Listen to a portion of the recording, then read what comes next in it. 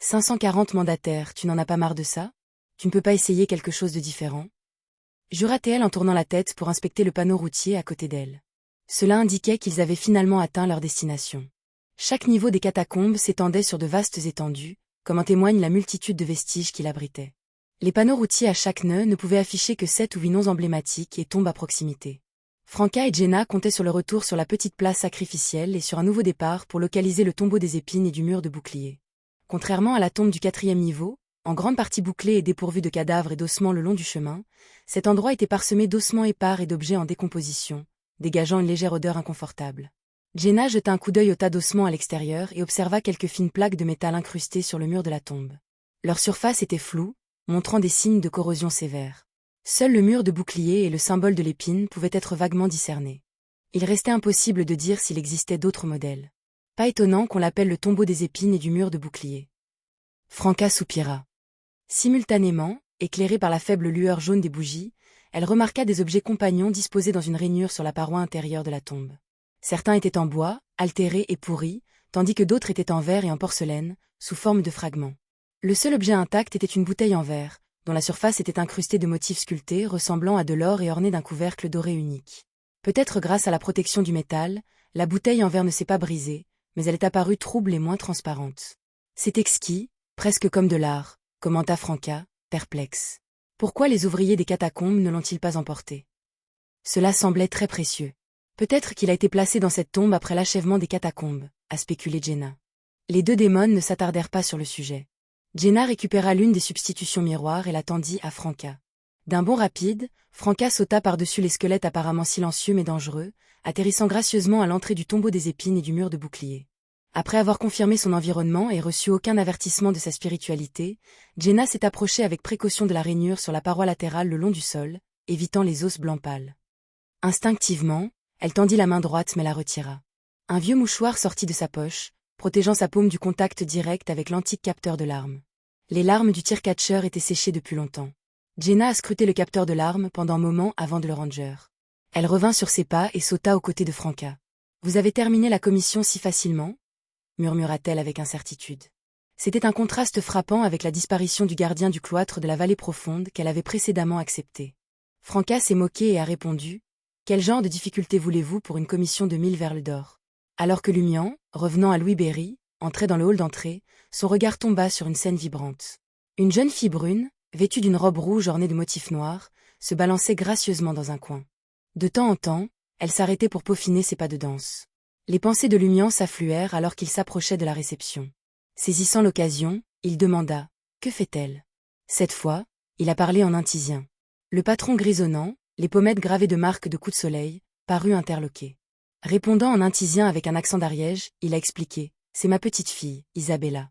Elle pratique la danse de la mer pour le spectacle du mois prochain. » Danse de la mer. Danse de la mer pour le rituel de prière en mer? Lumian n'avait pas anticipé cette révélation. Instinctivement, il sourit et remarqua. Cela rendrait jalouse beaucoup de filles, n'est-ce pas? Le patron sourit.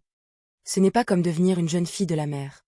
Peu de gens seront jaloux, mais participer au spectacle danse de la mer peut en effet la rendre fière et heureuse pendant longtemps. Alors que Lumian faisait signe à Lugano de guider Ludwig vers leur chambre, il demanda nonchalamment au patron. Êtes-vous venu de Dariège? C'est vrai. Je suis un Guillaume, dit le patron avec un sourire d'autodérision. Ota Guillaume. Quand j'ai vu votre pièce d'identité ce matin, j'ai pensé à vous saluer en intisien, mais j'ai finalement abandonné. Vous savez, les intisiens ne sont pas la meilleure bande. Même parmi mes concitoyens du village, j'en ai croisé quelques-uns aux mœurs douteuses. Depuis combien de temps êtes-vous à Port-Santa? Demanda Lumian avec un véritable intérêt, posant son coude droit sur la réception. Ota sœur réfléchit sérieusement. 40 ans, je pense. Probablement 40 ans.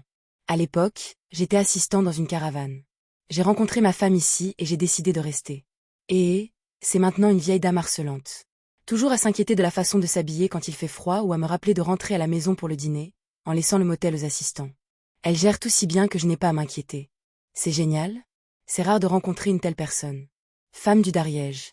Lumian a enduré les divagations d'Ota sœur pendant un moment avant de passer à la chasse. J'ai été invité par un ami à Port-Santa pour assister au rituel de prière en mer. C'est assez animé. Tout le port sera dans l'euphorie, a félicité Ota sœur sans hésitation. Lumian jeta un coup d'œil à Isabella, toujours absorbée par sa pratique, et remarqua avec désinvolture. J'ai entendu dire qu'il y avait eu un accident lors du rituel de prière en mer de l'année dernière. Non. Oh ta sœur, répondit avec une expression perplexe. J'ai regardé le défilé des bateaux fleuris, la course de bateaux et la danse de la mer. Il n'y a eu aucun accident. Fronçant les sourcils, il tomba dans une profonde réflexion. Cependant, Sandro a mentionné que le nombre de naufrages a considérablement augmenté cette année. Nous avons rencontré davantage de pirates et nos gains de pêche n'ont pas été aussi bons que ceux de l'année dernière. Y a-t-il vraiment eu un accident lors du rituel de prière en mer de l'année dernière? Était-ce le rituel de la veillée ou le sacrifice en mer? Les vieux gars de la guilde des pêcheries ont-ils caché le problème? Qui est Sandro? Lumian pressa. Oh ta sœur sourit à nouveau. C'est mon enfant, le père d'Isabella. Il travaille comme employé au gouvernement et sa femme est enseignante au lycée. Le rituel de prière en mer de Port Santa est-il vraiment efficace? Son pouvoir protecteur a-t-il diminué après le poisson d'avril? L'esprit de Lumian brillait avec les informations qu'il avait recueillies plus tôt.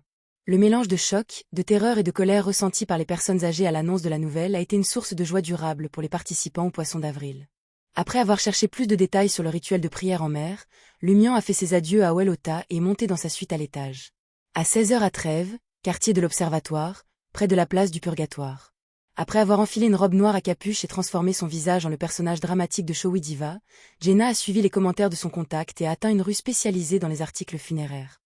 La plupart des Trériens qui passaient par l'assemblée assez ordinaires, mais une poignée d'entre eux arboraient des masques blancs, brandissaient des faux émoussés et se paraient de robes noires. Ils se faisaient passer pour des messagers morts-vivants du folklore, cousant des crânes blancs et d'autres éléments artistiques sur leurs épaules. Grâce à leur présence et à l'atmosphère unique de Trèves, Jenna, habillée en sorcière avec une capuche cachant ses traits, se fondait parfaitement dans l'environnement.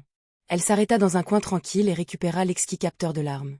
Peu de temps après, quelqu'un qui lui ressemblait s'est approché, et d'une voix grave a demandé « Combien pour ce capteur de larmes ?»« 1000 verles d'or, répondit Jenna, son enthousiasme bouillonnant. Il s'agissait de sa première commission exécutée avec succès. 1001 verles d'or, contre l'homme habillé en sorcier. Suite à la correspondance du signal secret, Jenna a insisté pour ne facturer que 1000 verles d'or. Une fois la confirmation mutuelle, elle remit le larme, reçut la récompense et partit discrètement.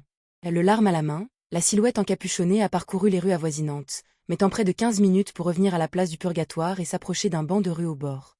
Un homme était assis là, plongé dans un journal. La silhouette encapuchonnée présenta l'exquis capteur de larmes, orné de motifs dorés et vidés complexes, et murmura « J'ai terminé votre commande. Est-ce que cela compensera l'argent que je vous dois ?» La personne sur le banc abaissa le journal, leva les yeux, révélant un employé aux cheveux noirs bouclés, aux yeux enfoncés et aux lèvres épaisses. Un monocle en forme de cristal ornait son œil droit. « Monsieur Monette ?» pressa la silhouette encapuchonnée en signe de confirmation. Monette accepta le capteur de larmes, traçant doucement les motifs dorés avec un lent sourire jouant sur ses lèvres. Solom Hotel, suite au 5e étage. Lumian a passé tout l'après-midi dans les limites de sa chambre au Solom Hotel.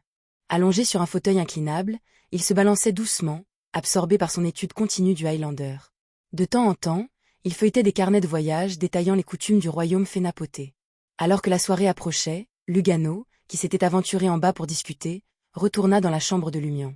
Se penchant, Lugano baissa la voix et partagea. « Patron, il y a madame qui vous cherche. » « Madame ?» Lumian sentit un frisson parcourir sa colonne vertébrale en entendant ce terme, et les muscles de son dos se tendirent. De quelle « madame » s'agit-il? Après une brève pause, Lumian réalisa que Lugano faisait référence à une madame ordinaire, pas à la « madame » du monde Beyondé. Quelle madame, et qu'est-ce qui l'amène ici? Demanda Lumian calmement, s'asseyant et s'adressant à son traducteur. Lugano secoua la tête et répondit, elle n'a pas dit. Elle a juste mentionné avoir quelque chose à confier au célèbre aventurier Louis Berry. Lugano a souligné le terme « aventurier de renom ».